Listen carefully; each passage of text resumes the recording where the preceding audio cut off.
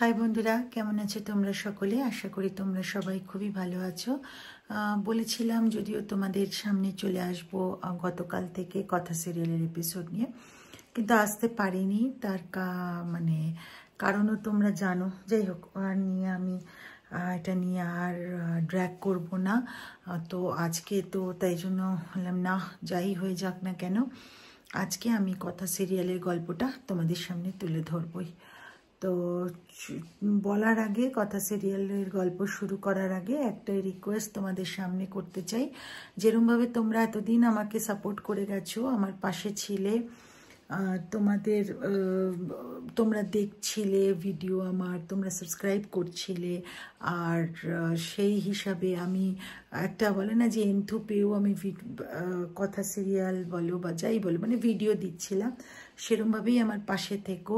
আমি আমার একটা বিশেষ কারণবশতই তো ভিডিও দিতে পারিনি, তা আমাকে ভুল বুঝো না, আমার পাশে থেকো, আমাকে সাপোর্ট করো, এটুকুই বলার। চলো শুরু করি এবার। Welcome and welcome back to my channel serial update with Rinka.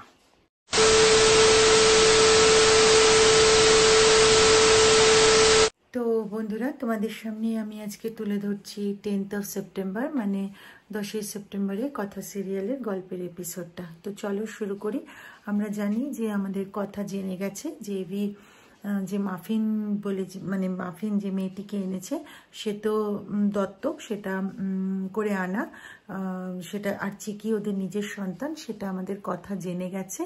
এবং তো যাই হোক, প্রথম আমরা দেখতে পারি যে চিকি আর মাফিন ওরা বলা বলি করছে যে কথা মাই আমাদের মা, পপি আমাদের বাবা, তো আর জুনিউ মাই আমাদের মা, আকি আমাদের বাবা। তো আমরা আর এই নিয়ে কোনো জিজ্ঞেস করবো না, আমরা ভালো থাকলেই ওরা ভালো থাকবে, আমরা এত প্রশ্ন করি বলেই ওরা প্রচণ্ডভাবে দুঃখ পায়, ইত্যাদি ইত্যাদি করছে। অপরদিকে আমরা আবার এভি আর কথার ঘরে দেখতে পাই কথা প্রচণ্ডভাবে এভির ওপর রেগে আছে এবং একটা পিলো কভার চেঞ্জ করে অন্য ঘরে চলে গিয়ে শুতে যায়।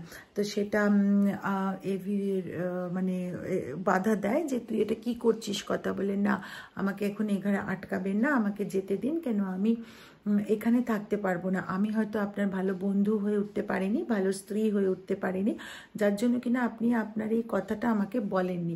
আমার এতে কোনো ক্ষোভ নেই যে মাফিন দত্তক সন্তান বা চিকিকে আমি মানুষ করছি না জুনি মানুষ করছে, এতে আমার কোনো দুঃখ নেই, দুজনেই আমাদের নিজেদের। কিন্তু কথাটা আপনি যে আমাকে বলেননি, আপনার মনে আছে একটা কাজের জন্য, আমার নিজস্ব কাজের জন্য আমি কিছু কথা আপনার থেকে লুকিয়ে রেখেছিলাম, এবং যখন আপনি জানতে পেরেছিলেন তখন আমার সাথে কি ব্যবহার করেছিলেন, এবং কথা দিয়েছিলেন যে কোনো দিন, মানে দুজনকে আমরা কথা দিয়েছিলাম কোনোদিন কিছু লুকাবো না। তা আজকে কি হলো তাহলে? তো তখন যতই এভি বোঝানোর চেষ্টা করে যে তোর ভালোর জন্য, ডক্টরের কনসার্ন করে নিয়ে তারপরে তোর ভালোর জন্য ডক্টরের সাথে কনসাল্ট করে কাজটা করেছি, কিছুতেই সেটা আমাদের কথা মানতে রাজি হয় না। তো যাই হোক, সে তো রেগে ঘর থেকে বেরিয়ে যায়। এবার কি হয় না, কায়দা কানুনের সব দল ইনক্লুডিং ছোটকা ওই ঘরের সামনেটায় আসে, যে ঘরে চিকি আর মাফিন রয়েছে। তো জুনি বারণ করে যে না, ঢুকো না, ওরা দুজনের মধ্যে কথা বলছে, আমি আর কথাও এরকম ছোটবেলায় কথা বলতাম।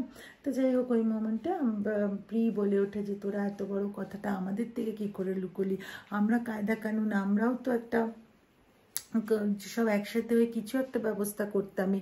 তো তখন জুনি বলে প্রি কি ব্যবস্থা করতে, তুমিই বলো না কি ব্যবস্থা করতে। তো যাই হোক, তো ছোটকাও বললো তোরা আমার থেকেও লুকালি। তো ইতিমধ্যে কথা ওই স্থানে এসে পৌঁছায় এবং কথা তখন বলে আমি একা, আমার হাত ধরার মতো আর কেউ নেই, আর তোমাদের দাদাকে বলে দিও কালকে একটা নাটক মতো হবে, যাতে বাচ্চাদের মাথায় ঢোকানো যায় যে যে যাই খুশি বলে যাক না কেন আমরাই ওদের বাবা মা। তো যাই হোক, এইভাবে তো বাচ্চাগুলোর ঘরে কথা গেল ঘুম পাড়াতে, এবং তার পূর্ব সমস্ত স্মৃতিগুলো মনে করতে লাগলো, যে এভি যে মাফিনকে অনুর কোলে এনে দিয়েছিল, তারপরে যে মানে মাফিনকে বড় করে তোলা, ইত্যাদি সমস্ত কথা মনে করতে লাগলো। বলতে লাগলো যে বড়রা বলে বাচ্চাকে কোলে নিয়ে কখনো চোখের জল মারা ফেলতে নেই, তা আমি যতই আটকানোর চেষ্টা করছি কিন্তু আটকাচ্ছে না, তো চোখের জল চলেই আসছে। তো যাই হোক, এইসব আর কি ভাবতে থাকে। অপরদিকে এভিও ভাবতে থাকে যে তুই তো আমাকে একা করে দিলি, আমি তো তোকে কেন এই কাজটা করেছি, কেন তোকে বলিনি, তুই যে কবে বুঝবি বা কেন বুঝতে পারছিস না, আমি বুঝতে পারছি না। তো যাই হোক, এটাই ছিল আজকে বন্ধুরা আজকের পর্ব, মানে 10ই সেপ্টেম্বর 10 সেপ্টেম্বরের পর্বটা। আর আমরা আগামী পর্বে দেখতে পাবো কথারা ভাই বোনেরা মিলে একটা নাটক করে। নাটকটা হচ্ছে কৃষ্ণ ঠাকুরের জন্ম। তো এই যে যশোদা মাইয়া আর জানকী মাতা এ সমস্ত নিয়েই একটা গল্পটা হবে। তো সেটা আমরা আগামী পর্বে দেখতে পারবো। আশা করি বন্ধুরা ভিডিওটা তোমাদের ভালো লেগেছে। ভিডিওটা ভালো লেগে থাকলে লাইক শেয়ার কমেন্ট করে দিও, চ্যানেলটা সাবস্ক্রাইব করতে ভুলো না কিন্তু। আর আবারও বলছি, আমি জানি বিগত কয়েকদিন দিতে পারিনি, কিন্তু কেন দিতে পারিনি তোমরা যদি বিশ্বাস করে থাকো তাহলে তোমরা বিশ্বাস করবে যে আমার মাসির শারীরিক অসুস্থতার জন্য। আর যদি বিশ্বাস না করো, আমার তো আর কিছু করার নেই, সেটা তোমাদের ওপর। তো যাই হোক, তবু এইটুকু বলবো যেন একটু আমাকে সাপোর্ট করো, আমার পাশে থেকো। তোমরা পাশে ছিলে বলেই আমি এত দূর এগোতে পেরেছি। আমাকে আরও দূর এগিয়ে নিয়ে যাও। যথাসাধ্য চেষ্টা করব আবার রেগুলারিটি মেনটেন করতে। আর কোথায় তোমাদের কিছু ভুল ত্রুটি যদি আমার তরফ থেকে হয়ে থাকে আমাকে ক্ষমা করো। চলো, দেখা হবে একটা পরবর্তী ভিডিওতে। ভালো থেকো, ততদিনের জন্য টাটা।